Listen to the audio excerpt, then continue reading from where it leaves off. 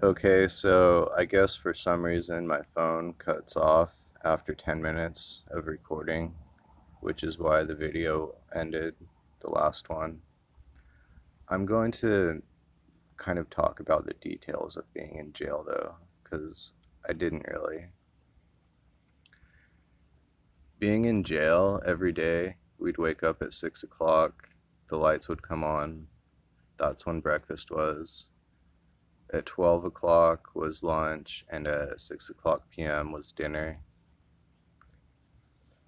Um, and at 8 o'clock on weekdays, Monday through Friday, we had to also get up at 8 o'clock in the morning for bunk inspection, which is like we had to get out of bed, make our beds, and wear our jail issued clothes, the stripes that they have.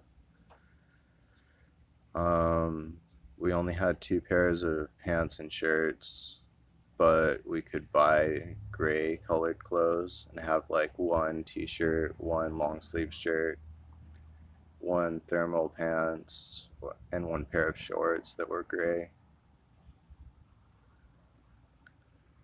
Um, and basically everyone's bunks are about 3 feet away from each other, 2 or 3 feet, probably like three. So there's 18 people on the top tier and 18 on the bottom of the last block I was in. 36 people, and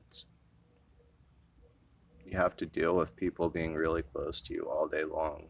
Like every time I'd have to walk somewhere to go piss or go downstairs or whatever, or in the day room, which was the downstairs area where we ate. There's tables, and people would hang out there and play cards or watch TV and stuff. Um, I played chess. I played some cards. I watched some TV. I read books. Um, I read this one called Underground Alien Cities, which was written by a guy who called himself Commander X. Commander X. Like, he hinted in the book that he had been a Green Beret for the United States military. And that was like a collection of stories and information that he had about underground cities. I liked that book. I read um, Bury My Heart at Wounded Knee by Dee Brown, which was about basically European people taking over the western half of this continent, mostly what's now the United States. Um, and how how it was from the point of view of the Native American people who are here, but I guess the ones that survived certain incidences lived to tell their tale about whatever it was. Um, yeah, America's history is written in blood and human sacrifice, which kind of brings me to another point when it comes to jail. Like, um, I'm not exactly sure what the business plan and what the budget is for the jail I was in, but it is like a for-profit facility, and from what I can tell, the goal of the justice system in St. George and Washington County and the police department here is to keep that jail full. And they have been. They emptied it out during last year, and it was starting to fill back up when I got in there in January. So I got out on last Tuesday, which was June 8th. I made a plea deal with the 5th District prosecutor.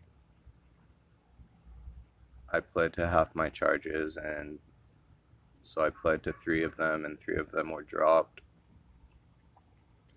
I didn't go to rehab, and I got to get out of jail, and I have to pay them some money for the window and some court fees, which it's manageable. It's something I agreed to. One thing I really didn't like about the whole process, though, was that I was asking for a jury trial, and they were like, "We're not doing jury trials." And they set my next court date the first time I said that for 3 months out. And I thought that that meant that was the next time they were going to be able to do jury trials, but that's not what it meant. So I was in jail for 3 months thinking I had a jury trial coming up in May, and then it didn't happen. And I was upset because since I'm representing myself, I basically had to find out how to get myself out of jail.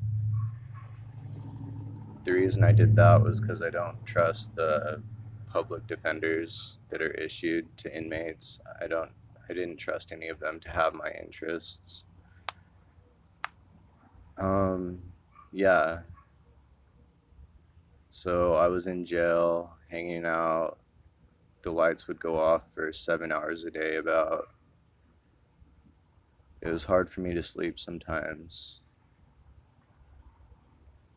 And I basically feel like it's a, I wish I could say it was outdated, but people are, you know, they're prosecuting people like it's going out of style, sending people to drug rehab programs where they get told they're addicts and have to follow a 12-step program. And if they don't go along with that, then they get in more trouble. That was basically what it looked like they were doing for almost everyone who had drug and alcohol charges, was seeing if they could send them to inpatient treatments. And people have to pay to go to those. You can get insurance and go, but either way, those treatment programs make money for having people there. And all they do is tell them not to use drugs and not to drink and stuff like that. And make it seem like if anyone ever does that, it means they're an addict. So, anyway, I wasn't going to go through that. I was pretty sure it wasn't going to work for me. And that's part of why I was in jail for so long. Because I thought I'd have a jury trial and then I didn't. And so my only recourse was really to talk to the prosecutor directly, which my dad helped me with. And yeah, I got out. I'm really happy I'm not in jail. Right now, I might have to go to jail again, possibly, because I have one more case that I wasn't really taking care of. I owe the Justice Court like a lot of money because yeah, that's a kind of longer story. I got a DUI and crashed my dad's truck, basically, though, and I had weed with me. So I'm out, I'm free,